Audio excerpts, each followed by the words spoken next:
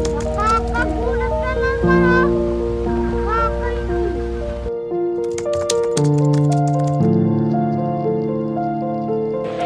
Pangalan?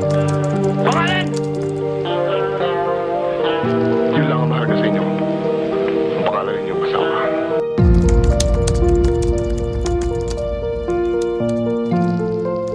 Alam mo, Amboy, sa isang taong nagugutom, hindi mahalaga sa kanya kung saan galing ang pagkain kanya kinakain.